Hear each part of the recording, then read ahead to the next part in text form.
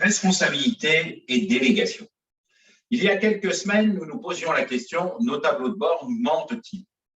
Nous évoquions alors la démarche de construction des tableaux de bord que nous lisons régulièrement en imaginant être informés et avoir permis à chacun de nos managers de faire son travail de suivi d'activité, d'accompagnement et de développement de ses collaborateurs. Je vous invite à reprendre cette chronique. Nous sommes fin août, début septembre. Nous avons mis en place notre plan d'action pour ce dernier quadrimestre. Les objectifs sont affirmés. L'analyse de chaque service, chaque filiale, chaque site est au plus juste. Dans les faits, ce plan se déroulera comme prévu si chacun assume sa part de travail et fait en sorte d'adapter chaque pratique aux événements et micro-événements de sa géographie, de son secteur. En appuyant notre management exclusivement sur ce fameux reporting, nous ne pourrons agir qu'à posteriori.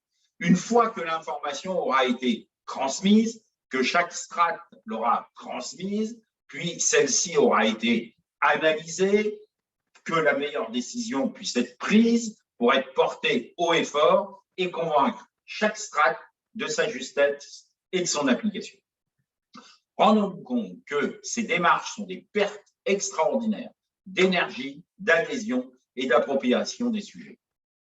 Imaginons quelques instants qu'avec nos fameux tableaux de bord, nous demandions à chaque manager, bien évidemment, ses résultats, potentiellement son analyse des situations, mais surtout la décision qu'il a mise en œuvre au sein de son équipe afin de répondre aux objectifs fixés. Mais alors, à quoi servent les services support? À imaginer demain et après-demain, plutôt qu'être dans l'urgence des adaptations de terrain. Et si le manager se trompe? Primo, partons du principe que nous avons recruté les bonnes personnes. D'Osio, nous avons gagné des jours, voire des précieuses semaines pour atteindre nos ambitions de fin d'année pour cette équipe.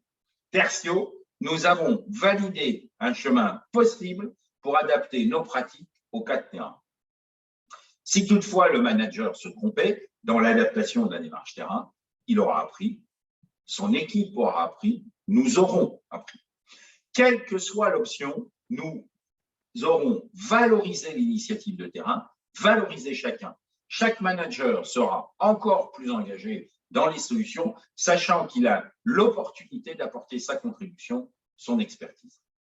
Mais alors, à quoi servent nos managers à piloter aujourd'hui et demain, à chercher des solutions plutôt que d'être dans l'obligation de l'attente? Et alors, que faire? Revenons à nos tableaux de bord.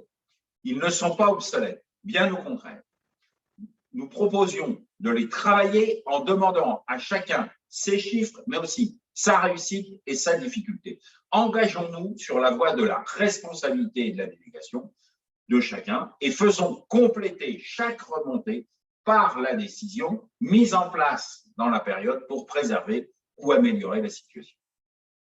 Bien évidemment, sa décision peut être le statu quo. Le statu quo est une décision, probablement la meilleure quand tout fonctionne. Osons demander à chacun sa décision lors de la période écoulée et pour la période à suivre. À très bientôt sur le terrain, à votre disposition.